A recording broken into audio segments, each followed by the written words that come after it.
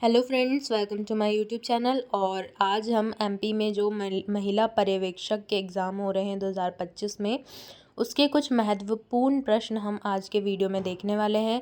जो हमारा last minute revision होने वाला है गाइस, आप लोगों के लिए बहुत ही ज़्यादा इम्पोर्टेंट होने वाला है। इस लास्ट मिनट रिवीजन सीरीज़ में हम देखेंगे कि हम कौन कौन से टॉपिक से जो क्वेश्चंस है रिपीट हुए हैं और उसके अलावा आप कौन कौन से टॉपिक्स में ज़्यादा फोकस कर सकते हैं लास्ट मिनट में। ओके, सो आपके एग्ज़ाम्स जो अभी शुरू होने वाले हैं उनके लिए हम फर्स्ट क्वेश्चन देखेंगे। सबसे फर्स्ट क्वेश्चन है, which of the following are the dietary goals for population at large. मतलब कि जो डाइटरी गोल्स हैं पॉपुलेशन, लार्ज पॉपुलेशन में जो डाइटरी गोल्स है उसके लिए वो क्या क्या है। उसके लिए ऑप्शंस दिए गए हैं। First, all of the above. Second, prevention of deficiency diseases and disorders. मतलब कि जो डेफिशिएंसी डिसीजेस और डिसऑर्डर है उनका प्रिवेंशन, ये डाइटरी गोल है। या optimal performance and maintenance of LBW sorry, है ना। उसके अलावा मेंटेनेंस ऑफ पॉजिटिव हेल्थ। तो अगर हम बात करें यहाँ पर, तो ये जो तीनों ऑप्शन है, डेफिशिएंसी डिसऑर्डर वाला, परफॉर्मेंस एंड मेंटेनेंस वाला, या मेंटेनेंस ऑफ पॉजिटिव हेल्थ वाला, तो ये तीनों ही ऑप्शन डाइटरी गोल्स के लिए सही है। इसका मतलब इसका करेक्ट ऑप्शन आने वाला है ऑल द अबव, जो हमारा फर्स्ट ऑप्शन है। नेक्स्ट हम देखेंगे next question, intranatal care begins with the onset of. जो हमारी इंट्रानेटल केयर होती है, इंट्रानेटल का मतलब आप समझते हैं, एक प्रीनेटल होती है, एक इंटरनेटल होती है और एक होती है पोस्टनेटल। तो जो इंट्रानेटल केयर होती है वो कहाँ से शुरू हो जाती है। सो अगर हम देखें इंटरनेटल केयर हमारी, हम सबसे पहले क्वेश्चंस को क्रॉस करना सीखेंगे। तो हम लास्ट वाला ऑप्शन है वो सबसे पहले पढ़ेंगे। During second trimester of pregnancy, जो हमारी इंटरनेटल केयर होती है, क्या वो सेकेंड ट्राइमेस्टर, तो ये बिल्कुल कैंसिल हो जाएगा। फिर बोथ ऑफ द अबव के लिए हमें पहले ऊपर वाले पढ़ना होगा। During last trimester of pregnancy, no, last trimester में भी इंटरनेटल नहीं होती है, वो प्रीनेटल ही कहलाएगी। सेकेंड ट्राइमेस्टर भी प्रीनेटल कहलाएगी। उसके अलावा हम देखेंगे first option, labour and after delivery which includes the examination of mother and baby. So first option जो होने वाला है वो हमारा होने वाला है करेक्ट।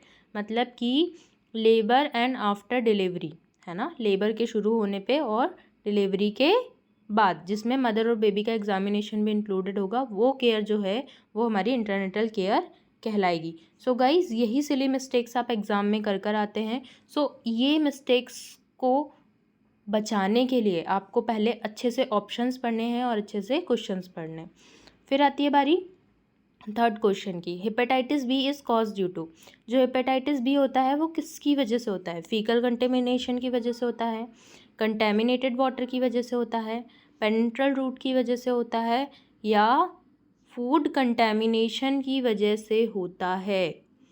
तो अगर हम बात करें तो हेपेटाइटिस बी यहाँ पर ना ही तो फीकल कंटेमिनेशन से होता है, ना ही कंटेमिनेटेड वाटर से होता है, ना ही फूड कंटेमिनेशन से होता है। सो ये होता किससे है, ये होता है पेरेंट्रल, ये होता है हमारा पेरेंट्रल रूट से। ओके, सो नेक्स्ट हम देखेंगे, नेक्स्ट है हमारा constant presence of a disease और infectious agent within a given geographic area is known as example cholera and malaria. मतलब कि किसी डिसीज़ की कांस्टेंट प्रेजेंस एक पर्टिकुलर एरिया में, है ना, मतलब कि एक पर्टिकुलर जियोग्राफिकल एरिया में किसी डिसीज़ की कांस्टेंट, मतलब डिसीज़ या किसी इन्फेक्शियस एजेंट की कांस्टेंट प्रेजेंस को हम क्या कहते हैं। सो गाइज, हम इसकी कांस्टेंट प्रेजेंस को कहते हैं एंडेमिक। क्या कहते हैं, एंडेमिक। मतलब कि ये पर्टिकुलर जियोग्राफिक एरिया में जो डिसीज़ या कोई इन्फेक्शियस एजेंट प्रेजेंट होता है तो उस कंडीशन को हम क्या कहते हैं, एंडेमिक। नेक्स्ट हम देखेंगे, नेक्स्ट क्वेश्चन है हमारा क्वेश्चन नंबर 5, वो है A vitamin which help in iron absorption.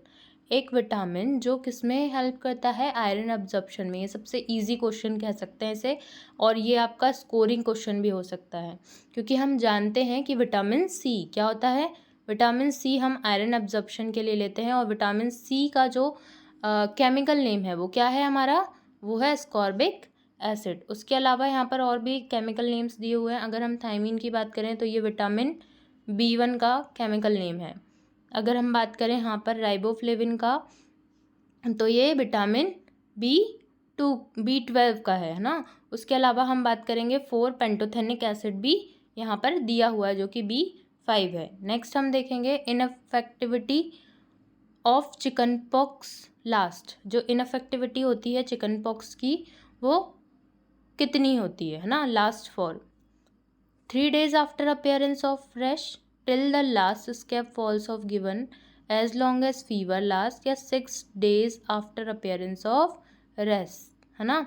मतलब कि जो छोटी चेचक चिकन पॉक्स जिसे हम कहते हैं उसकी संक्रामकता कितने दिनों तक रहती है ना। तो उसकी संक्रामकता की बात करें तो वो रहती है 6 days after appearance of rash. ये इसका करेक्ट आंसर होने वाला है। नेक्स्ट हम देखेंगे energy required to digest food, absorb, transport and store nutrient in the body is called. Energy required जो होती है फूड को डाइजेस्ट करने के लिए, एब्जॉर्व करने के लिए, ट्रांसपोर्ट करने के लिए और न्यूट्रिएंट को स्टोर करने के लिए, उस एनर्जी को हम क्या कहते हैं।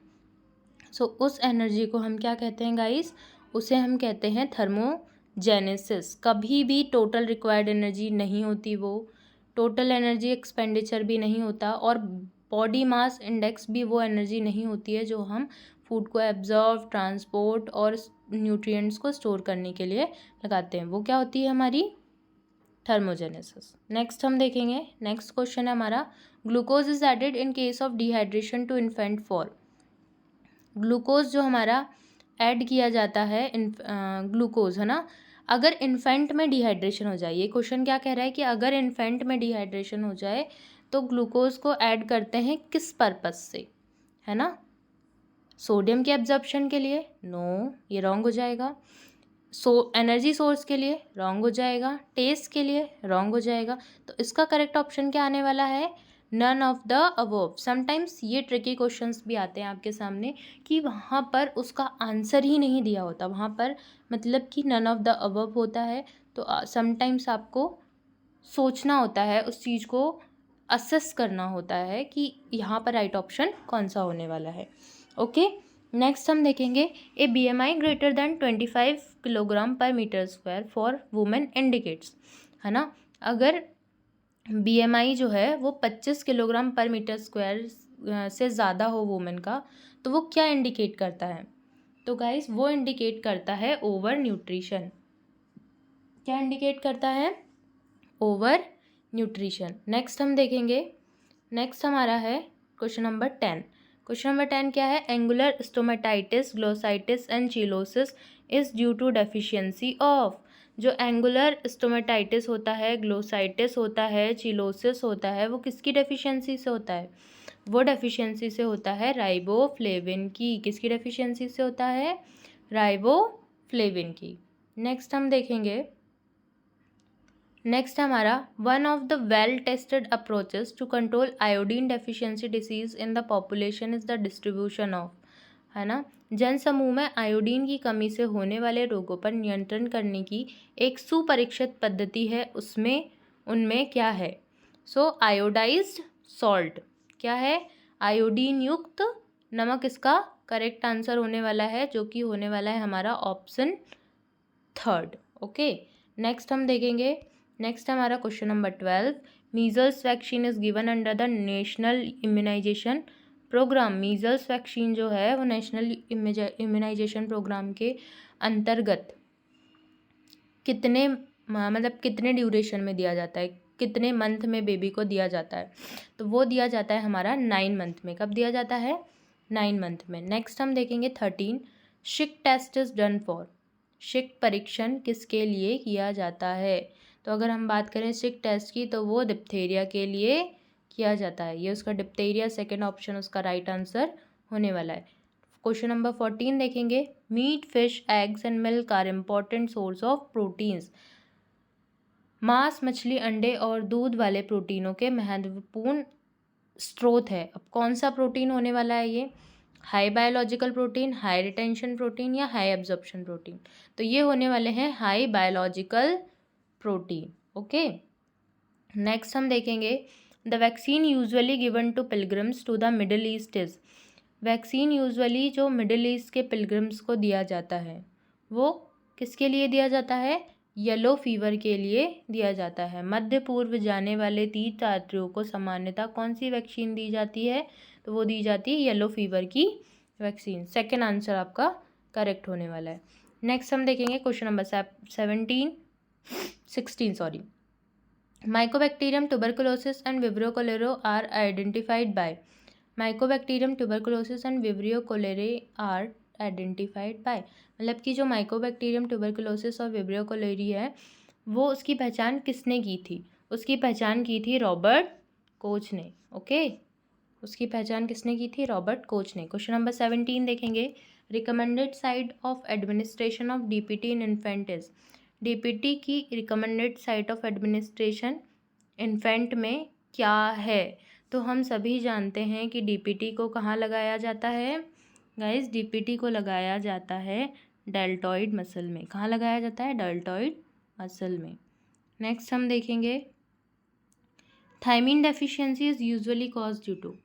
थायमीन का मतलब मैंने अभी आपको केमिकल नेम बताया था, विटामिन B1। उसकी डेफिशिएंसी यूजुअली किससे होती है? When people consumed more polished rice, या फिर अडेप्ट इम्प्रॉपर कुकिंग प्रैक्टिस, या throwing excess water after cooking rice. तो अगर हम यहाँ बात करें तो इसमें ऑल ऑफ द अबव आने वाला है, मतलब कि फोर्थ ऑप्शन हमारा करेक्ट है। चारों ऑप्शन सही है इन तीनों चीज़ों की वजह से, फोर्थ ऑप्शन हमारा सही है क्योंकि ये तीनों चीज़ों की वजह से B1 की डेफिशिएंसी होती है। नेक्स्ट क्वेश्चन देखेंगे हम 19th क्वेश्चन है हमारा। When was the first national health policy was formulated. First national health policy जो हमारी फॉर्मुलेटेड हुई थी वो कब हुई थी? वो हुई थी हमारी 1983 में। सो 1983 हमारा करेक्ट आंसर होने वाला है। नेक्स्ट हम देखेंगे विच of the following is an essential fatty acid. अगर हम एसेंशियल फैटी एसिड की बात करें तो इनमें से कौन सा एसेंशियल फैटी एसिड है? तो यहाँ पर है हमारा लिनोलोइक एसिड, है ना? ये हमारा एसेंशियल फैटी एसिड है। सो गाइस आज के 20 क्वेश्चंस यहाँ पर एंड होते हैं एंड थैंक यू। आपने क्वेश्चंस होप सो प्रैक्टिस किए होंगे एंड आपको ये क्वेश्चंस एग्ज़ाम में बहुत ही हेल्पफुल होने वाले हैं। और भी हमारी अगली सीरीज़ इसी के साथ लास्ट मिनट रिवीजन कंटिन्यू होने वाली है। सो प्लीज़ सब्सक्राइब करिए एंड हमारे चैनल के साथ जुड़े रहिए। हम आपको बहुत ही हेल्पफुल क्वेश्चंस आपके लास्ट मिनट रिवीजन में प्रोवाइड कराने वाले हैं।